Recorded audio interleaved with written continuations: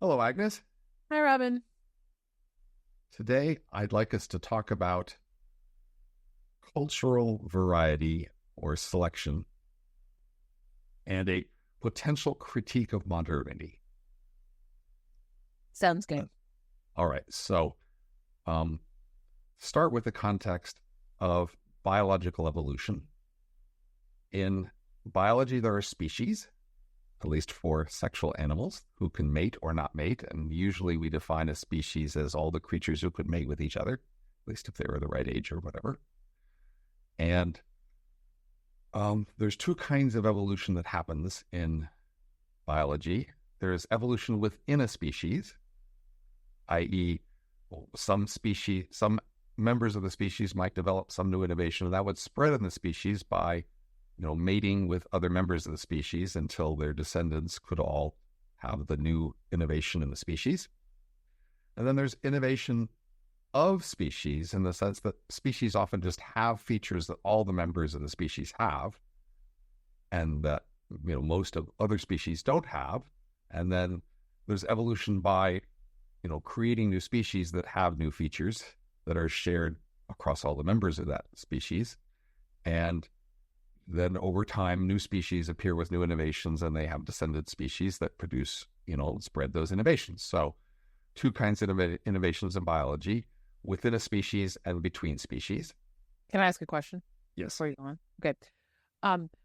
I take it that the evolution within a species, there's a limit or a constraint to it, which is it can't inhibit the members of the species from reproducing with one another.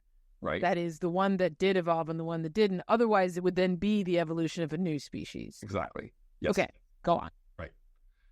Okay. So in history, we can look at where most innovations appeared, where a lot of innovation appeared at last. And it seems like there was more innovation overall, that is, species dispensing with new exciting capabilities, in places and times when species were fragmented, i.e., smaller species, each of which had a smaller scope, and therefore the same overall metabolism or size of the, ecological niche was divided up among more species.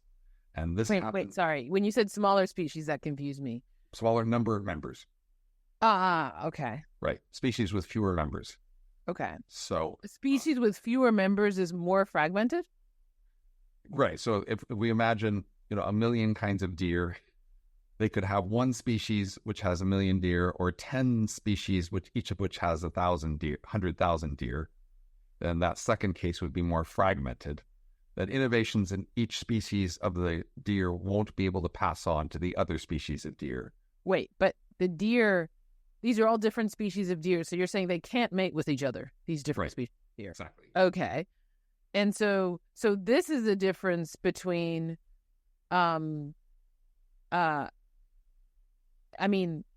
there's like deer is in a genus, right? Or something bigger than a species, above species. Okay, well, yeah, so I'm asking... That's fragmented, not the species. Well, I'm just trying to compare two cases where in one case, a bunch of animals are all in the same species, say a million animals all in the same species. Yeah. And in another case, there's 10 species, each of which has 100,000 animals. Okay. And now the same overall number of animals has two possible scenarios. Okay. One of which, because they're all in the same species, innovations can spread more easily among all those million animals. Whereas in the other case, they can only spread up to the boundary of the species, but find it much harder to spread across that boundary. Got it. But in the second case, there'll be more innovation in the different kinds of deer or different kinds of animal space, in the sense of features that would be shared across an entire species. And the second case is the more fragmented one. Yes. Okay. And is it that if you have the more fragmented one, you're saying it would be easier for an innovation to arise, which is gonna be a change in the whole in that small. An entire species, right? A thing that all the members of a species need to have in common, that kind of an innovation is more likely to arise in a world where there are just more species. But innovations that happen within a species where different members of the species can have different innovations, that's more likely to appear and spread when the species are larger and less fragmented. Okay. So this is a trade-off in innovation. There are two key kinds of innovation, and more of one makes less of the other. And the key parameter is how fragmented are the species. Here's why that confuses me a little. You said that in the less fragmented group of animals, innovation spreads more easily. Of the first kind of innovation, but not the second. Right, but if it spreads, then won't all the members have it? So, yes, eventually, that's the idea. So over time, all of them would eventually have it, and that's the advantage, that an innovation that any one of them discover could then spread to all of them, but only up to the boundary of the species.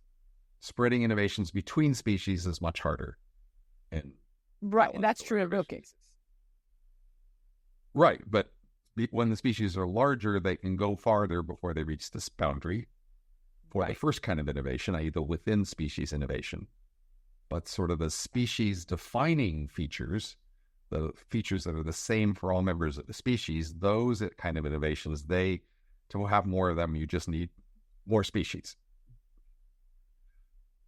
So in history of biology, the ocean is a place where species tend to be large. That is, many ocean areas are pretty similar to each other. And so a fish or whatever who can survive in one part of the ocean can survive in many other parts of the ocean. So the ocean tends to have large species. Land, however, tends to be more fragmented because, there's valleys and there's hills and there's mountains and then there's, deserts and, swamps, etc. There's a lot of different kinds of niches which are limited spatially. And so that forces species to be smaller because they have a smaller spatial region in which they can exist, and at the border they can no longer function because, say, this is no longer a swamp, it's a desert or something, and they're not designed to survive in those other environments. And on land, this is even more true near rivers. Rivers are especially places within a very short spatial distance. Things change a lot. That is, something that survives in a river doesn't really survive 5 feet up on the banks of the river. It only works in the river itself, and then rivers even change over the length of them in terms of whether they're slow and smooth and versus steep and rough, things like that. So we see in the world there are places where species are more naturally fragmented by geography, and there are other places where they are not.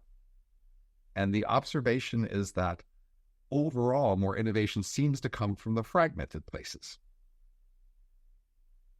And this suggests that second kind of innovation is more important than the first, at least among biological evolution.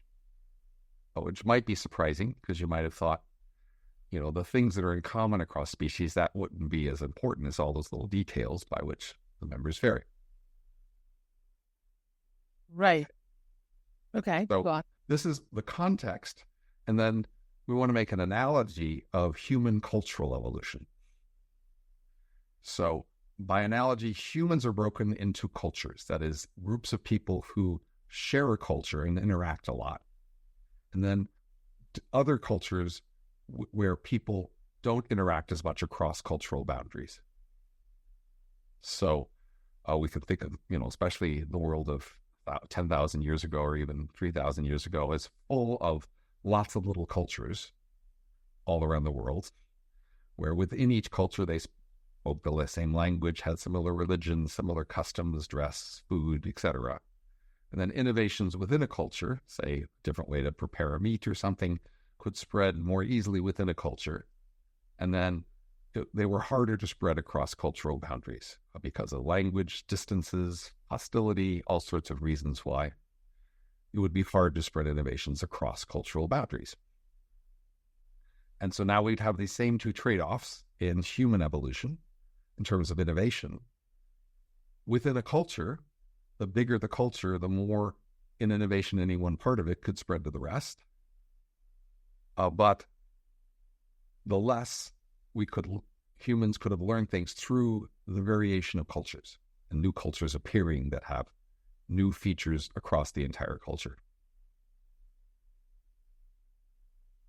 And this would have just been a historical trade-off, and it's not obvious we would have gotten the trade-off right, but in history, when there were lots of small fragmented cultures, we could presume that cultural evolution of cultures was strong, and that the cultures would have been very well adapted to their circumstances and very eagerly adopting innovations as they appeared, but that in that context, each culture wouldn't have accumulated very many innovations within itself in terms of how to do things. All right, so now the key context here is that in the last few centuries, first we had the rise of nations. And you and I read Peasants into Frenchmen recently. And before the rise of France, there were all these little local cultures that were pretty insular from each other. People lived in one little area, and they only knew people nearby, and they didn't travel very far. And they even had different languages and customs. And so France was a world of many cultures. And then after the transition, a nation was formed. And now they're Frenchmen, and now they share a culture across all of France. And that means they trade and travel farther, and they depend on each other more, and they make things in one place that are used in another. So they have a larger division of labor, and innovations that appear in any one part of France can more easily spread to all of France. And so there was the rise of the nation state a few centuries ago, and all around the world, nations arose which produced these larger scale cultural integrations of nations. And this coincided with a rapid increase in innovation in the world of technology and firms and, shipping and manufacturing and farming, all sorts of kinds of... Which is the opposite techniques. of what you would predict, right? It's exactly what I would predict. Well, your biological analogy suggests that when you have bigger things, there's less innovation. Right, but if we're focused on one type of innovation, i.e. the within culture innovation, this theory says we should see more of that, and we did see more of that. Okay, but if we just say overall innovation also increased, that's less clear, right? So I want to focus your attention on sort of the the mechanics and production technologies and things like that. Those are the kinds of innovation that, in fact, increased a lot over the last few centuries. That is, we learned a lot about how to do many specific things, and we spread those fast. Yeah. And so first there's the rise of the nation state, and then there's also just the rise of world integration. That is, the world has become more integrated together over the last century, certainly over the last half century, where not only do we trade across the world, we communicate and travel across the world. And as a result, we've even had more of a world culture, where especially among elites often identify with elites elsewhere and less identify with the elites of other people of their own country. And we've had this increasing integration of world culture, which continues to coincide with rapid innovation of many kinds of particular details like transportation technology, computer technology, entertainment, etc. Right? And that's all makes sense in the sense of thinking of all that as the sort of thing that, innovates within cultures. Right. Okay. But now, let's go think about the other kind of innovation, the kind of innovation that would be of features that cultures, all the members of a culture would share. We might notice that, we've had change in the sense of the merging of cultures into nations and then into the world, but we haven't had that much new culture in terms of features that everybody shares. That is, we've had fewer species, if it were, of culture. And so that's mostly not what's changing or innovating. It's the many detailed things that we can share within a culture that has been the driving force of growth and innovation for the last few centuries. So I find it a little bit hard to classify some bit of innovation and try to decide which kind it should be. Like, let's take the musical innovations of the 1960s through, I don't know, 1980 or something. Is that within, like, which kind is that?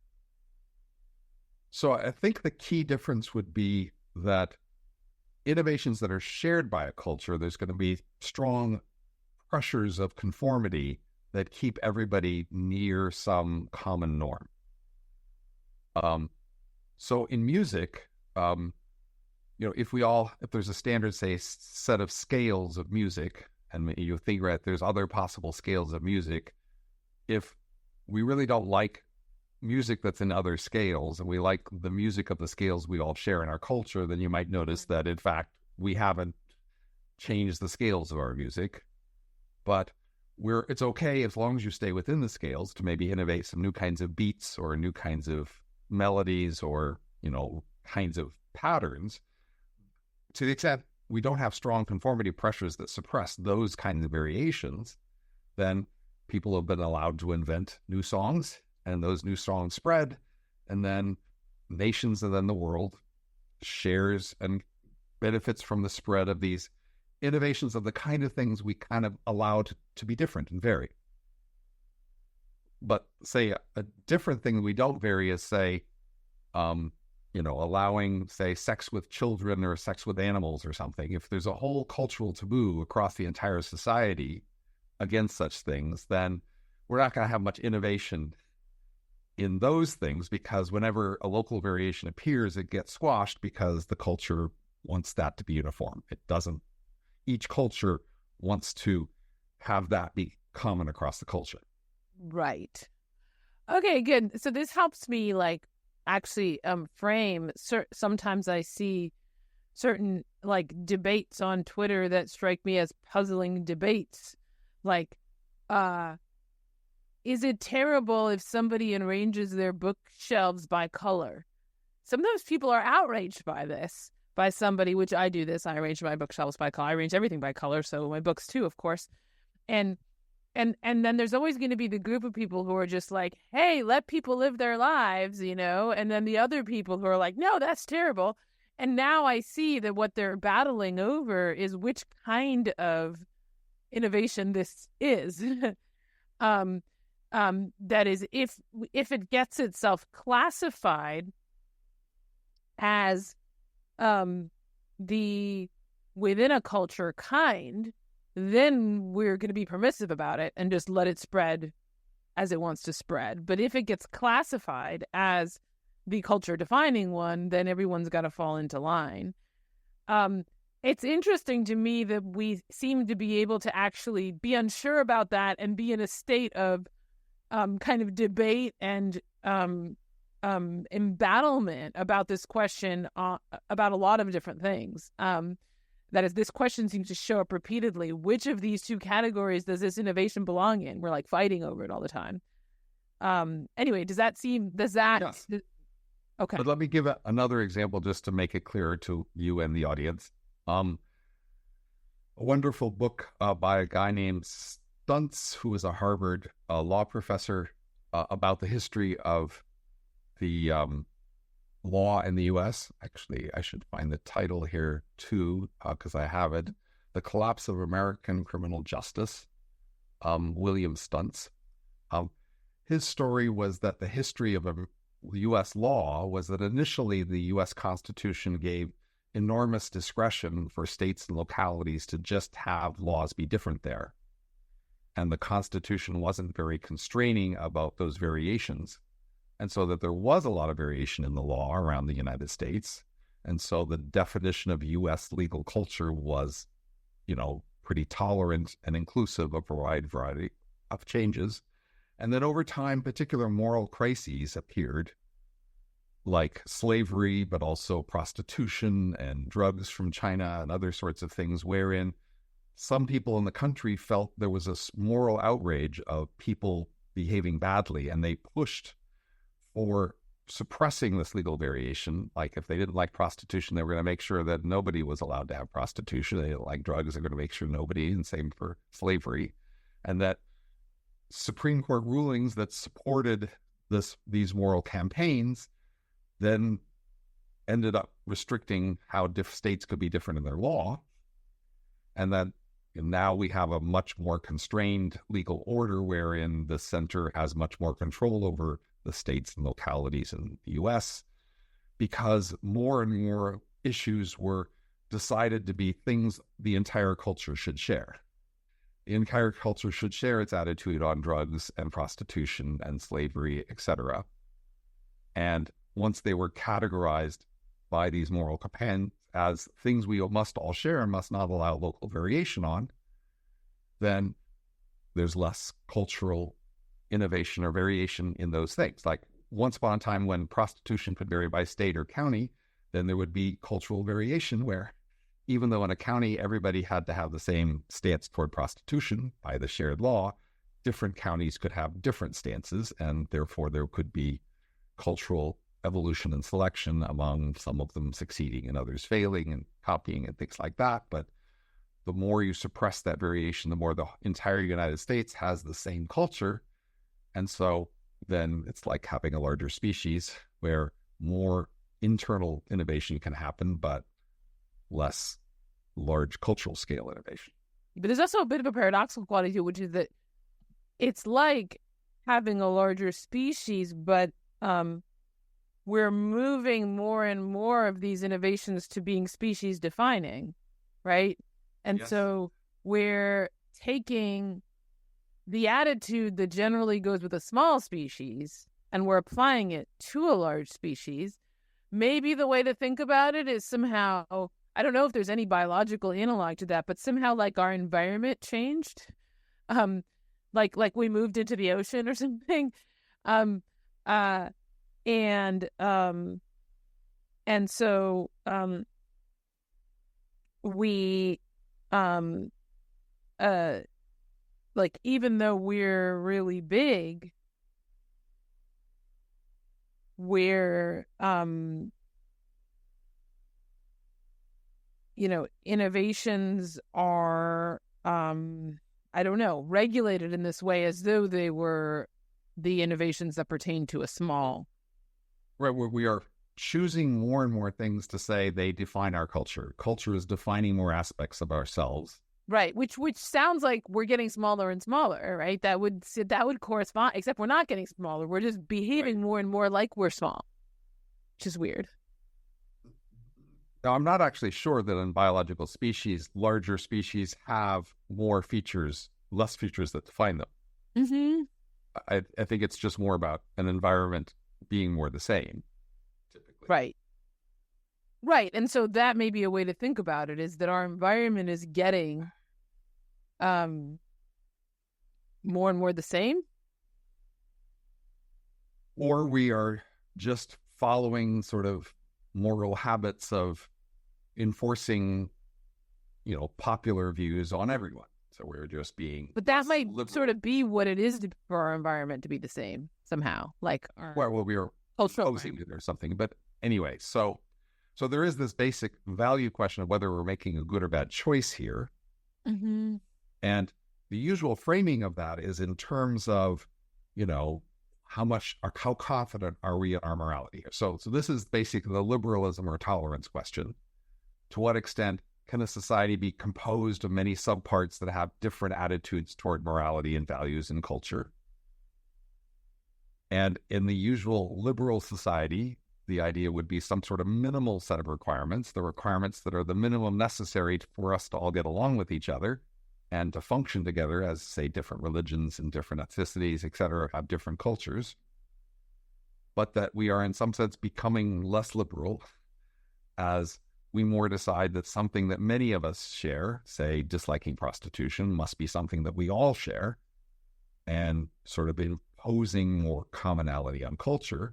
And the usual moral framing would be, well, if we're pretty sure that that's in fact right, that, prostitution is bad, then this is a good thing to be doing. And then the usual counter argument is, well, how sure can you be?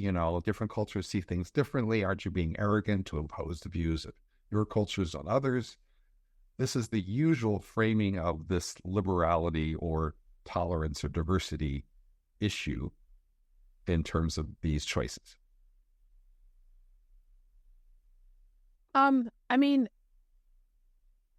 it seems to me that, say we were more liberal, and so we just allowed there to be some prostitution and some non-prostitution, that would be quite different from us becoming fragmented, right? No, it would be, in the sense, allowing each county to be different about prostitution would be more of a fragmentation of culture. That is, there would be more cultural evolution. That is, some places would try and some places wouldn't, and then we might learn over time which places prospered more, and people might copy the practices of the places that prospered more. Okay, so here I think I'm a bit confused, because it seems to me that there is a difference, and this gets back to my original question about how we're defining species. There's a difference between something like, let's say we decide, look, some people want their bookshelves to be coded by color, other people want them to be in alphabetical order. We just let people do what they want. We just let these innovations spread how they want. In that world, there is no species that is defined by the feature of having color-coded bookshelves. It's just the innovation spreads where it wants, and people can still... Right. Right? And that's, as I understand it, the liberal world, which is very different from the fragmented world in which there's some group of people who go and say, no, we're the rainbow bookshelf people, and we're not going to talk to or communicate too much with the non-rainbow bookshelf people. We're going to interact among ourselves. That's not the liberal world. And so it seems to me that us becoming more liberal would not be us becoming more fragmented. It would be us becoming less fragmented, but having more innovations that can spread within our culture without fragmenting us. So for colored bookshelves, let's imagine, bookshelves composed of two things. There's the bookshelves themselves and the books themselves, and say those can spread across a large scope. But there's the practice of colorizing bookshelves, and say within a county, it might be a local culture there that everybody just has to colorize their bookshelves, because otherwise you'd be ashamed that people would laugh at your shelves as they came to your dinner. That would be a local culture promoting colorized bookshelves, which would be different than just an individual liking colored bookshelves. So we want to distinguish, what level of innovation it's at. So that was where we started. There's two kinds of innovation. One kind of innovation would be in just individual practices, i.e. let everybody do with the bookshelves how they like. And another would be if there was a culture of pushing for either colored bookshelves or not, that would be at a cultural level. Okay, but that's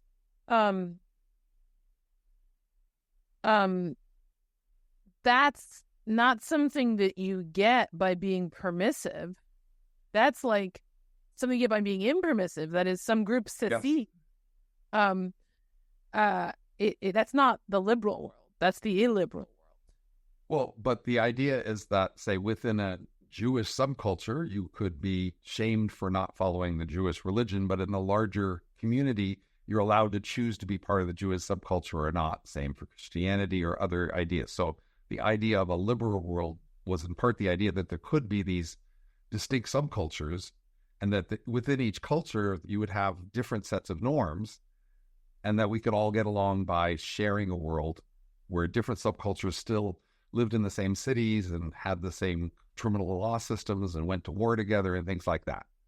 Yeah, I mean, I think there's just a question in what sense do we live in the same world? Like, I think that with certain, it depends which group of Jews you're thinking about, but like, if you take the most religious ones, most people would say they're illiberal. They don't go to war with the rest of us. They're, in some sense, not part of our culture. we still might put up with them, like put up with their existence and say we value that they exist or whatever. But that's there's a version of liberalism which sort of says, well, we all have these different commitments to, what is Rawls's phrase? Something like systematic doctrines or whatever. Like we all have these like religious beliefs or whatever, but like we come together as citizens, we sort of set those things aside. We set metaphysics aside. It's not really that important to us. And we can engage on this other level with one another and ignore the fact that we have these differences and live together in a substantive sense on its other questions. And I think what you're really suggesting is something quite different, which is like different little segregated societies that still have some way of letting each other exist as they did in human beings 1,000 years ago. This is what was happening 1,000 years ago. Not a very liberal time, right? That's not the normal way to describe that time, is liberalism. It's just that there was a great deal of variety and a great deal of intolerance. I mean, that the intolerance is how you sustain the variety. But people didn't all just get rid of each other or kill each other so you could sustain the variety. But that, to me, that's not liberalism. That's something other than liberalism. So it's variety. I don't much care whether the word liberalism applies, but I wanted to just highlight this concept of culture as a shared thing among the community. That seems fine. The place where I objected was when you were moving from, we're becoming more intolerant, for instance, about prostitution. And so if we became more tolerant and more liberal, we'd be moving towards this world. And what I'm suggesting is we'd be moving away from it. What we need is more intolerance. That is, we need more groups that are like, we're going to, make our opposition to prostitution and pornography the core of our existence, and we're going to secede from the rest of society on the strength of that view. And then, that's illiberal. Right. But if say the Supreme Court declared that prostitution must be legal everywhere, then they wouldn't be allowed to prohibit it in their small part of the world. Right, so they'd have to secede from the United States. Right, or the United States could be more forgiving and allowing each little geographic area to have its own different laws. Right. And then each area could basically have a local culture that was different from other local cultures. And so the key concept that I'm trying to highlight here is the idea of not just individual practices, but cultural practices where a group of people together shares some norms such that they all think and do it roughly the same way. Right. And that's the kind of thing that modernity might be not promoting or selecting as much. There might be much less cultural evolution than there used to be, even though there's much more of the other kind of evolution in individual practices. So I want to highlight that we've made a trade-off of modernity. We've got a lot more of the kinds of evolution and innovation of practices that can vary from individual to individual, but the kinds of things where a whole group, a culture together wants to be different together, that's the kind of thing that the modern world isn't experimenting with as many variations on. Right. So, and it seems to me, in fact, that the remnants of that, or the traces where it can still be seen, are the places where it can be monetized mostly for the purposes of tourism. So like we want like France to be French because when we visit there, we're like, ooh, I'm tasting something different. So to that, there's some pressure holding these cultures in places, which is like, we want them to be different when we visit them. But of course, we all want to visit each other, and then that's going to dilute those differences. It's going to be like it's going to be like a front or something. It's almost like every village is a Potemkin village, putting forward their difference in order to attract the visitors who make it the same. But it seems to me that that the pressure that drives the homogenization is the pressure of culture is to is coordination. That is, I think you think, well, look, we could still cooperate and coordinate with each other enough to get the benefits of, like, say, economic exchanges, while having groups of people who have these really strongly different moral principles. And I think that it's just not obvious that that's true. I'll take one example, because you're about to interrupt me, and that's my example. Is that you and I have different practices, okay? Different, like, culture. We come from different cultures when it comes to interrupting. And, one approach that we could take is, like, I could just be permissive about your more interrupty culture. But that's not how I am. I'm like, no, Robin, I'm unwilling to communicate with you if you interrupt me. And I'm going to lay down the law, and I'm going to force us to have one norm here that we both adhere to, because otherwise we can't like cooperate, coordinate. And I think, now you might think, but it's crazy to think that colored bookshelves are going to be that I can't like, go over to someone's house if they have colored bookshelves because my eyeballs will fall out or something. But I think that we're experimenting with them. We're sort of unsure about like how much do we need to sort of line up in order to coordinate. And I think a lot of these pressures come from the coordination pressure. I want to admit there's likely a trade-off. That is, the more we allow different places to have different distinct cultures, then the harder it will be to share other kinds of innovations. Just like with biology, the smaller species are in fact less able to share innovation, spread innovations farther. So the analog there is there's two kinds of innovations, and there's a trade-off. There's a key parameter, and if you turn that parameter, you get more of one and less of the other. And that, to make the analogy with culture, two different kinds of innovations. And in the last few centuries, we've turned up the dial a lot in one direction, so we get a lot more of technology and entertainment and wealth. Basically, it's kinds of organizations. All of that kind of innovation has been wonderful and vast. But the point is to notice that's coming at the expense of another kind of innovation, which is the innovation in cultures and their sort of shared cultural norms and practices. And now you might think, well, we seem to be doing fine, so maybe, I guess that's just not very important among humans, even if it was important among biology. That might be a tempting conclusion to draw here from the fact that we seem to be getting rich and we like it, and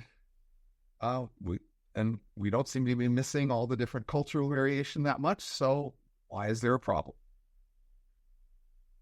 And so this is where I mentioned that the reason I noticed this whole thing recently was that I noticed that, fertility is declining worldwide, and there are these small number of exceptional places with high fertility, and they are very insular subcultures that are small and fragmented.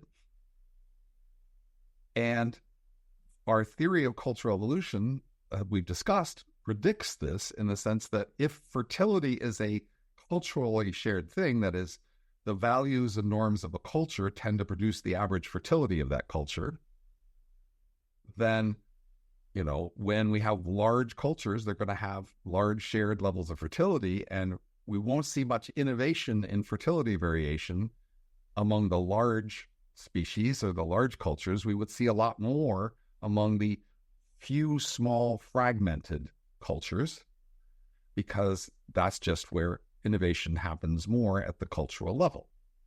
So, and now once I realize I really value that fertility innovation, that is, I really don't like the fact the world is just declining in population. It looks like it'll just do that for many centuries.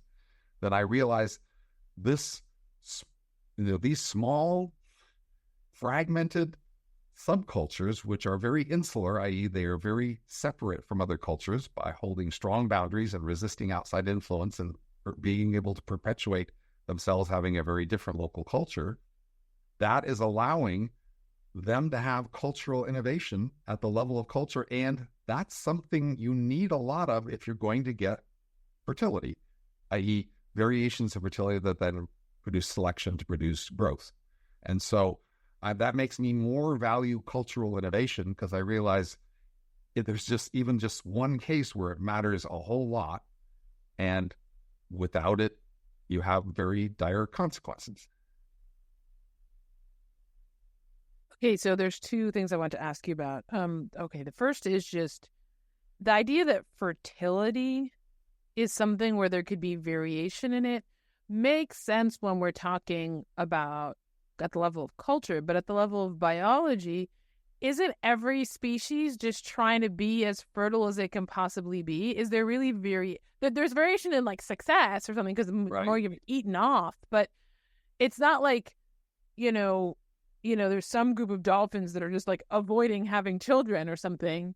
So I actually sort of don't understand at a biological level even the idea of variation in fertility. Well, in biology, there would certainly be variation in fertility strategies. So they say R versus K selection, whether you have many small kids or a few high investment kids. Yes. Do you have kids all year round, or just in one season? Do you have special places you go dig a hole to raise kids versus do it elsewhere? Like, there's a huge variation in fertility strategies in biology, and those strategies could be counterproductive. And the way the biology works it out is through selection. So for example, there's a kind of turtle that meets in one spot in the ocean where they all get together there to mate, right? Mm-hmm. So that's a shared species thing, right? Individual turtles can't really deviate from the fact that they all meet in one place to mate every year. Okay. They'll have to show up there. So that's a feature of the entire species that is tied to fertility. And if that species makes a bad choice about that, then species selection will select those kind of turtles out. But individual selection among turtles within the species won't do that. It'll have to be something that, treats the whole species and makes it rewarded or not, that will produce species level variation and that sort of thing. Right. So what we have to say is that, many of the people in the society deciding not to have kids, and then also many of the ones who decided to have kids deciding to have fewer kids, is our fertility strategy. And it's like a poor strategy, as it turns out, right? That's the idea. That would be a fertility strategy, is to not do much fertility. Predictably, it doesn't work out. Fertility varies a lot by culture, and we can already see a lot of details of which cultural factors promote fertility or hinder it. And so there's just a lot of variation in cultures in various elements that promote or hinder fertility. But when we're all part of one big world culture, then there'll just be the one big choice of that, and we all will go along with the consequences of that. But when there's many fragmented cultures, then some of them may fail, but others succeed because there'll be selection at the cultural level for the ones that have a practice that works out in increasing the population. Okay, good. Okay, now I have another question. Is it one thought you might have is that this move towards a more globalized world has we've all landed on a particular fertility strategy, namely not having many kids. And that one happens to be a poor strategy. You end up with very few kids. But we could have had a big global culture that landed on one of the really fertile ones. Yep. That's option one. Option two is, no, actually conceptually, there's some kind of pressure where coordinating at this giant scale, we're going to end up on one of the lower fertility strategies. I'm curious whether you a priori have a view on that question. So I guess one way to think about it is, in the space of possible cultures, how many of them are how bad? That is, are good cultures rare in the space of possible cultures, or are they plentiful? So what you can tell from cultural evolution is that when you have just many small fragmented cultures, each of which is undergoing a lot of selection pressure, if they start to move away from the functional variations, then those cultures will just go away. And because you're repeatedly pushing them to holding them to account to some measures of success, then in a world of many small fragmented cultures, they are roughly going to be in a good state in terms of being able to promote that culture, including fertility. Then as, say, a small, tiny culture grows and merges with other ones and moves up in strange, unknown directions, the more unlikely any one random place in cultural space is to be healthy, the more likely it is that random drift would just take you to bad places. Now, if most places are good, then random drift will mostly take you to good places. But if in the space of culture, most of the spots are not very good, then there's just more likely you're going to randomly drift to some place that's not so good.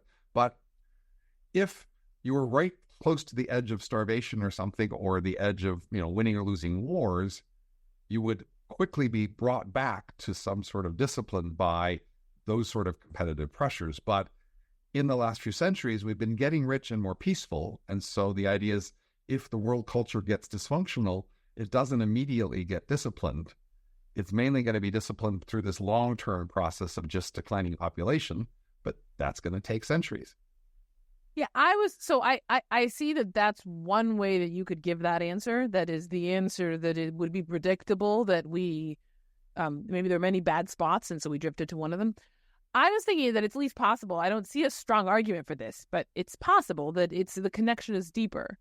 I think so too. So I have a hypothesis about how it might be, but I just thought that might be a distraction from the larger issue to go into why exactly it might be more systematic that in fact we are having lower fertility. So I have a story about that, but I worry about distracting us from the other topics here. Okay, well maybe we'll this will help in terms of maybe you'll want to say that, but let me tell you my other sort of observation. It's like I could translate everything you said, and it almost sounds to me like a giant invective against globalization and capitalism and gains from trade and all the people who are cultural appropriation, right? All the people who are on the other side from you as an economist, that suddenly you're joining their team. And the thought is oh, well, the benefits of cooperation and gains from trade are actually outweighed by the secret mystery value of the inner truth of the local culture. And so I kind of just wanted to frame it that way for a minute, just so that our listeners would be appropriately shocked by what you're saying. I'm shocked myself, which is why I'm talking about this. Okay. And I think, and here's why it matters whether it's more systematic. Because if you think that somehow it's not an accident, but rather that when we just start trying to coordinate at this scale, then you really think that our devastation is actually being produced by cooperation on some level. We're focusing on one kind of cooperation at the expense of another, or one kind of evolution at the. So that's large scale cooperation and ever larger scale, right, over ever greater distances. Right, but I would still put the blame on the attempts to force the larger community to share more culture rather than just share a space of trade.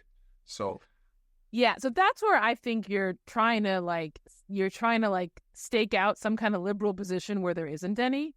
That is, the attempts to force is just the spread of more coordination. That's just what it looks like. No one's forcing anyone to do anything. We're settling on an equilibrium. And some of that settling on equilibrium involves people having angry faces or doing mean things to people. That's always been the way it goes, right? But as we become more coordinating over larger spaces with more and more people, we become more and more alike. And then we also start to police the forms of being alike, it seems to me. So take the example of organ sales, buying organs from people. Yeah. Now, in principle, the world could allow that to vary. It could be different in different parts of the world. Some places you could allow organ sales, others not. But it turns out that there is a global community of bioethicists who, because they are part of a shared community, have a shared norm about that. And their shared cultural norm is that it's disapproved. And because of that, basically it's disapproved everywhere in the world. The only partial exception is Iran, which only allows organ sales at a set price by the government and it's very controlled market. And even that, bioethicists are getting together all the time and talking about how are they going to make Iran stop. So it's part of the sense that the bioethicists have a shared culture, which includes a shared morality, and then that makes them try to suppress variation that otherwise could exist. Right. So I think that um in raising that like as an issue, like the world in which everyone was more tolerant isn't the world in which there's tons of fragmentation. And so like it seems to me that that situation is kind of, we get caught up in the paradox of liberalism, basically, which is that we want to be intolerant of intolerance, and like there are certain things where it's going to be beyond the pale, and we have to somehow make a decision there about what's going to fall into that. But I guess I really think that like the standard set of like you're bringing two things together that I don't think to go together. One is like the standard set of libertarian talking points, where it's like, why can't we let there be organ sales in some places, or even if you don't want them everywhere in some places? And this other thought, which is like super anti-libertarian, and is saying like maybe we should just allow the world to go back to when there was no liberalism and people could like constrain people from getting gains from trade, so that they were locked into their particular culture. And that's not being liberal and permissive. Well, but so these are two different kinds of libertarian concepts which have often been in conflict with each other. And I'm happy to highlight the difference here and say I'm taking one side, not the other. So but what I'm saying is I think that getting all the bioethicists to allow, if we convince people of that set of libertarian arguments, and they allowed organ sales in some places or whatever, we would not be moving towards more fertility, in my view. Well, we could be allowing more cultural variation, more ways in which local cultures could be different. And that's let's take the Amish, for example. Right. Like, there's a sense in which the Amish are just violating a lot of these norms that many people feel strongly about. And it's just kind of hard to understand why they're being allowed to be so different. That is, they don't educate their children as much, right? They don't let their kids exposed to more variety of culture and the world. There's just a sense in which they are a very insular culture that very much constrains members' behaviors in ways that violates many of the larger liberal norms about how individuals ought to be treated, even by a local subculture. Is there a sense in which if an individual parent was treating their kid like that separately from the religion, they might well be called mistreating their kids, and kids might be taken away from them. There's a way in which they're allowed to be more different because they are seen as this special culture than individuals would allow. And so that, in some sense, the question is, how much of that is the world going to allow?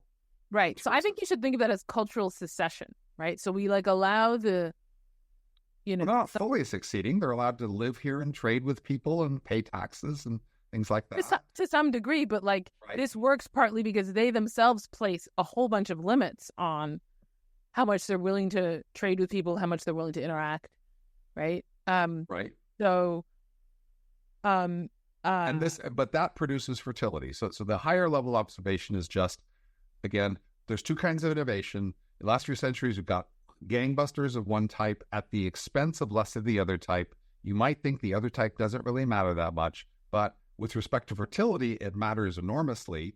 And that makes you realize maybe there's a lot of other stuff it matters for that we're also missing. Right. And that's the overall message to get across here. This is maybe, if not a mistake of modernity, a big risk modernity is taking, promoting one kind of innovation at the expense of another. And that seems to be realized in our fertility mistake, which if we allow, say, the Amish or Reddy Jews or whatever to be different, then they will save us from that mistake eventually. And then the question is, how will they deal with this trade-off between, the different scales of innovation? Right. Because perhaps it'll just be the same thing happens all over again. They grow big, They decide they want to, all cooperate, and then, some sprouts have to grow up, and it'll be like Nietzsche's eternal recurrence. We just repeat this thing over and over again. Right. Yeah, that's why I'm trying to draw a lesson here. I was by saying, once we understand this, maybe we should realize that we should push against our natural inclinations and move more to a world where, in fact, we promote and tolerate at least more cultural variation, more distinctive cultures that do things different, but still can mix with the rest of us in, by trading with us. Right. So I think that I think that actually maybe we already are pretty tolerant of that. It's just that there are very, very few such groups. So there may be some people who want to do organ sales, right? But they haven't gotten themselves together into the organ sales community that's going to be united on this one question, and we're all going to live together and whatever. And it's really hard to do, right? So right. But the issue might not be that we're not tolerant like that. The issue is not that we're not tolerant. That is, it might be that, say, before the Amish got this big, we were very intolerant of them when they were only 500 people or something, and we should have been more tolerant of groups that size so that they could grow into bigger ones. Right, but that's probably not going to come by way of us changing our minds about organ sales, right? Because these little groups they're going to look like maybe cults or whatever, so it'll probably be more like tolerance of cults. So I feel like you should sort of spell out the implications. I think spelling out the implications of you in terms of the organ sales thing is just very confusing. We could become super tolerant about that. That wouldn't help. But yeah, I think that we look down on cults, but maybe you're well, cults are the future because they're these potential insular communities. And so we need to protect crazy offshoots.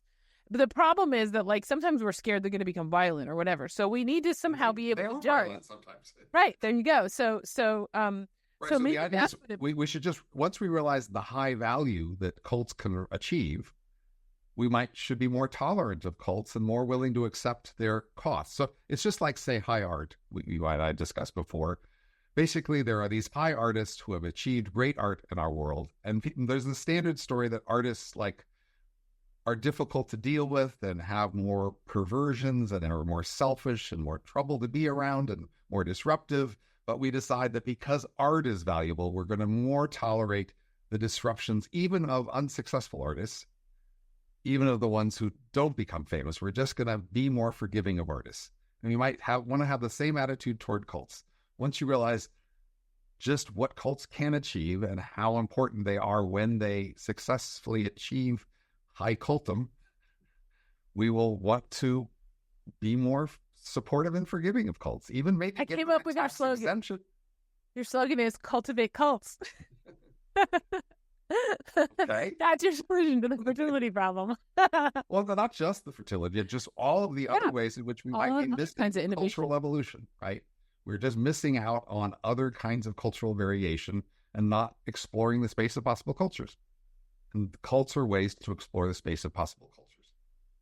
Yeah, I mean, I think that, right. So I think that the kind of stuff we're going to have to tolerate, it's going to look to people, and I will go for the far as to say it will be child abuse. That is sort of the intentional kind of seclusion of children from, a set of opportunities. Right. And sex cults, or there'll be sexual abuse in the sense of people, right?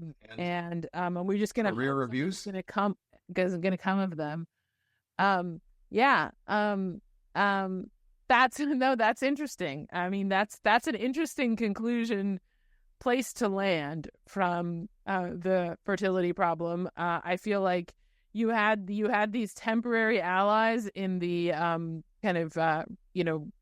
Catholic, religious Catholics who are into having a lot of kids. They thought you were a friend for a little while. I think you're about to part ways with them. Well, to many people, those kind of Catholics are cultists. Oh, absolutely. But they may not be friendly to the new ones, the fresh ones. No one likes the new cults. The ones that are just coming into being, because that's what they're craziest. Raises the issue, I long ago realized there is not a natural alliance amongst contrarians. Right. From a distance, it feels like, oh, you weird people should get along with those other weird people because you're both weird. But weird people do not generally want to get along with other weird people. They usually want to say, the way I'm weird, it looks weird to you, but it really makes sense. And that's why it's a different kind of weirdness than all these other kind of weirdnesses. Yes. Those weird people want to distance themselves from all the other kind of weirdnesses because they want to say, my weirdness is exceptional. You will eventually come to accept my thing as not weird. You happen to see it weird now. That's a mistake. And I'm going to try to persuade you to see it otherwise. Correct. So do we instantiate this rule, or are we an exception to it? Are we weird? Yes, we are both weird in different yes, okay.